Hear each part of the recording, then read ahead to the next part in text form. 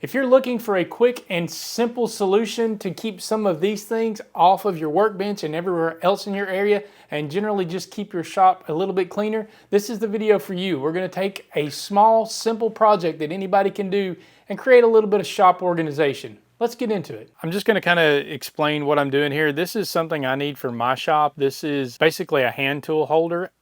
I've got very few hand tools. I don't use them a lot, but pretty much they've just been laying around wherever I could find a place to lay them, and it's kind of getting on my nerves. So I thought I would throw together a quick little project, something anybody can do, just to give me a place to put a few hand tools. Obviously, you can adapt this to your needs if you have a few hand tools laying around and you want to get them put up. I'm using some scrap material, which is kind of another reason. You absolutely can use full material if you'd like, but I'm just using I think a couple foot by couple foot piece of 3/4 inch plywood. And then I've got one, again, maybe 2 foot square piece of 1/2 inch plywood that I'm going to be using for the shelves. So I'm going to go ahead and get the Avid set up and go ahead and cut these pieces out and explain a little bit later. So let's cue the montage.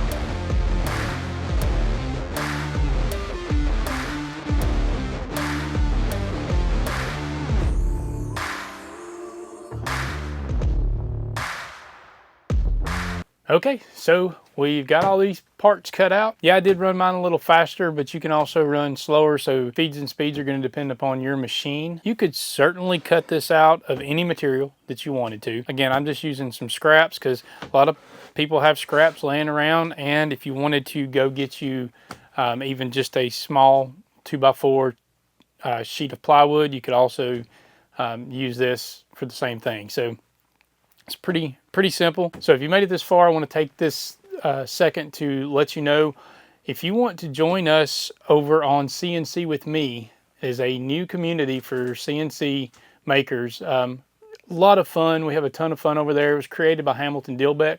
I'll leave a link in the description to everything. You can absolutely use the discount code STL down below to get 15% off of your annual membership. It is an annual membership. We have a blast over there. We do all kinds of events. We have get-togethers. We have Q&As. We have live talks. We have webinars. There's just a ton of stuff to do over there.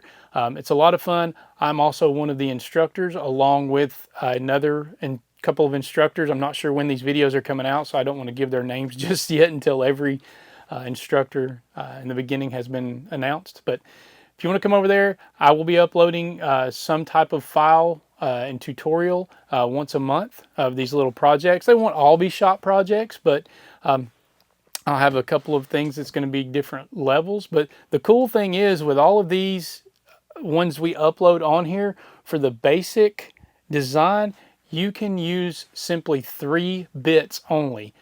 These bits come from the Jenny Bits, jennybits.com. I'll leave a link to that in the description as well. The set that we use is the HD beginner bit set. It's one that Hamilton came up with. So those will be also linked in the description. You can get 10% off those using the code STL Woodworking. I'll put all that in the description. So, all right, come join us over there. I hope to see you. And let's go ahead and get these in the shop, get them cut out, and let's get them put together. Okay. We're going to get these tabs cut off. You can certainly use different avenues. You can use double-sided tape or whatever. I just use tabs. It was easier for me. They're quick and easy to clean up.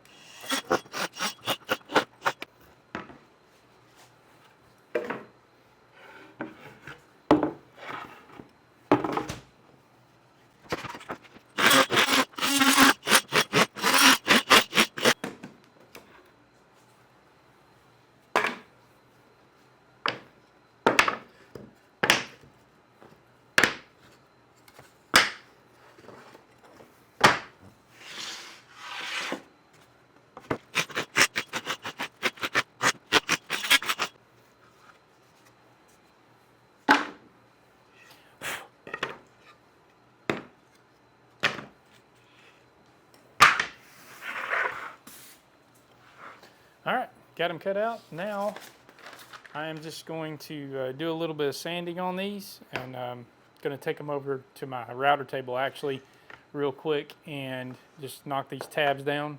I don't have a flush trim bit set up on the router, but I already have one set up in the router table, so I'll be right back. Okay, we're back. I'm just going to hit the edges and just the cutouts with a little sandpaper.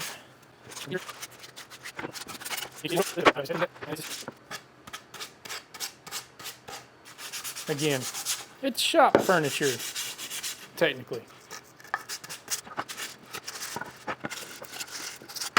I do think I'm gonna grab my palm router and throw a round over on the circles that are cut all the way through. Hopefully we got a nice tight fit where I don't have to chamfer any of these edges, but we can. If it's tight, you can just sand it down, or you can just barely chamfer the edges. You could probably just use a block plane if you have one, but we'll see. What you see on camera is going to be the first fit because I have not test fit this yet. So if there is a mistake, rest assured, if you join us over on CNC with me, those files will be correct and will be tweaked before I send them over. So if I make a mistake, you don't have to learn from it. And again, you could certainly use any wood you would like on these. You could use hardwood if you wanted to. If you've got a nicer shop than mine and you've got fancy shop furniture, you can absolutely do something like this.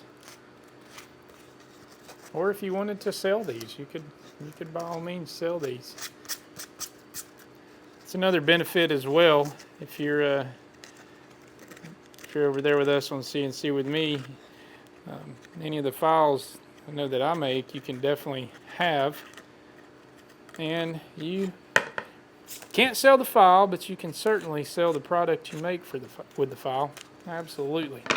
All right, we got that done. So let me gather my router and get these holes rounded over here just a little bit.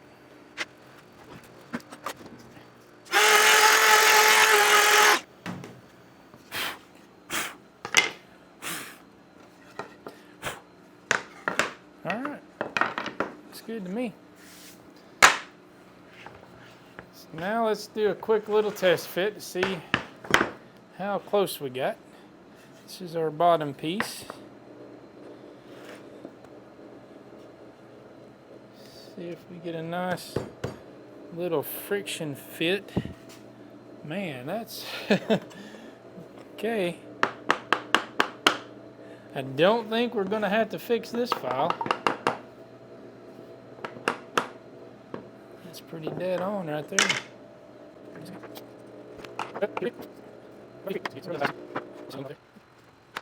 Absolutely. I think that's going to work. All right, let me grab some glue and some screws and we'll get to putting it together. All right. Oh, we're going to pre-drill this hole here. This is one of the holes that's already kind of drilled out by the CNC. That was just me testing to see how that was going to work. I really wanted to try to just use the one bit. So see if these fit down in here. If not, I'll fix it. I'm just going to use some of this. This is a quick drying glue. Probably got a little too much. I'm going to use my patented glue spreader here. This stuff dries really, really fast. I'm not super worried about squeeze out. By all means, if you're going to make these to sell them, I would be worried about squeeze out. But for me, this is for the shop. Again, I'm not worried about it. Let's get that on there.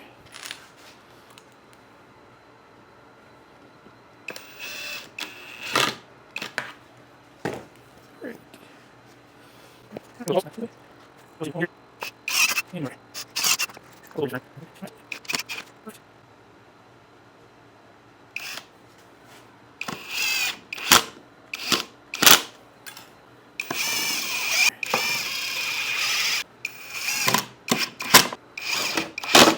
There we go. All right, so this side is glued and screwed. This side is just screwed. They'll both be just fine. Don't really think I'm going to do anything with these. Again, like I said, you could pull these out. Some chisels. You could probably throw something else right here. There's a little bit extra room. Or if you had more chisels, obviously you can modify this design. So it definitely works. I appreciate you watching. Again, come join us. And if you join us over there in the group, you don't have to CNC alone. You can actually come CNC with me. Take care.